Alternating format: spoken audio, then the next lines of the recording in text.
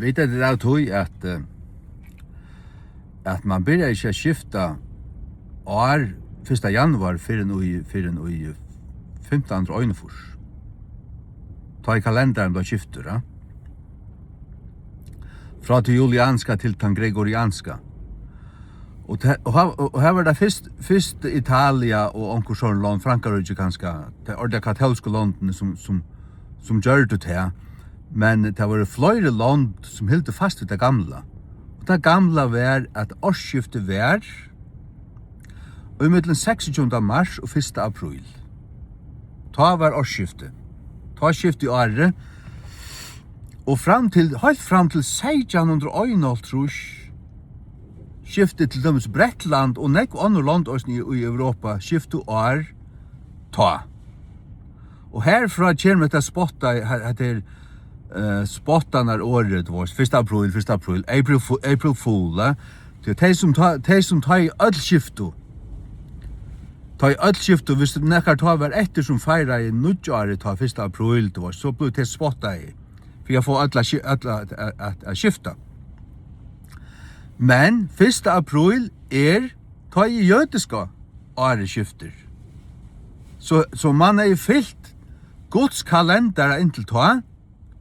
Og det stender om Antikrist og Daniel at han skulle brøyta tøyer og tøyerskøy. Og det som han har gjort. Tøy da virkelig en spurningen om, ja, det er ikke bare noen spurninger, det så, er fra Guds eion, det vel slett ikke skift til 2026, vi er enn i 2025, helt fram til mai tar siden 16. mars. Så at alle de tingene som jeg nevnte i mai måned og i fjør, nu sier altså i fjør, men det var skal det meine, om 2025, om det som måtte være største år, og om ikke det kunne vel hende at Jesus kom atter i år, at de tingene er enn galdande.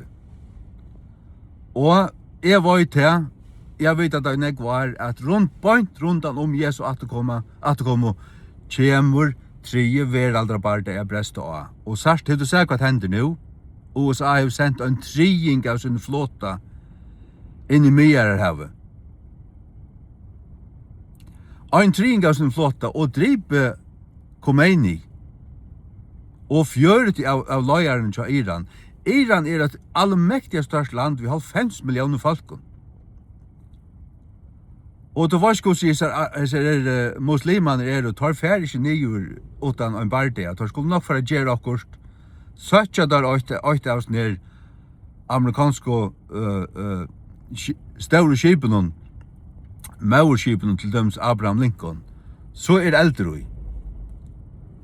Og Iran hever på en måte Russland og kanskje Kina attanfyrs i øysene.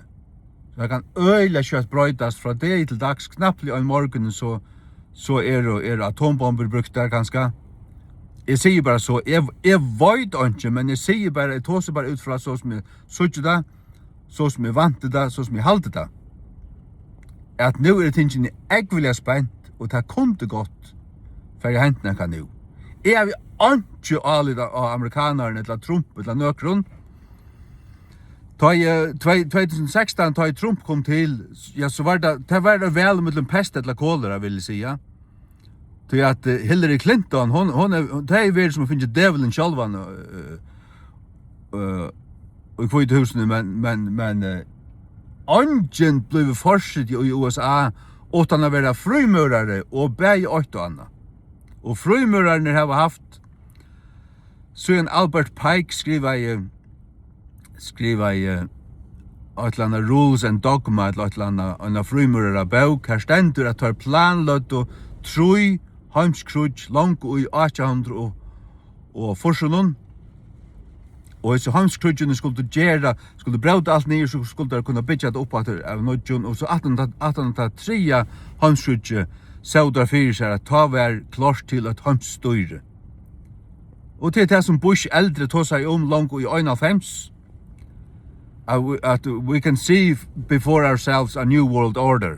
Til det som du arbeider med det, Og du kan lykke atla til at Trump en parster av tog, for spela som at han en faksins mævur, og han gjør så vel ut av kristen, han iver høvers kristen. Iver høver ikke. Jeg har ikke alle av noen, jeg har ikke alle av nøkron. Det eneste som runkar i min hjärta til kom Herre Jesus. Og til det som jeg sier der, at alt 2025 har vi vant at dette for å være hett og tog at i Adlenføren så åpner et vinda nu som værer fram til 2076 eller 2075 som sørsta epokan, sørsta rommet her alle sørsta tingene kommer henta. Og nu skifter det her og det eneste som jeg vil si vi øynekvann til være klar litt i opphadentekkere okkara endeløst narskast i öllum førun og sér spentur at om du ikke fyrir vera nu. Vær klar. Amen.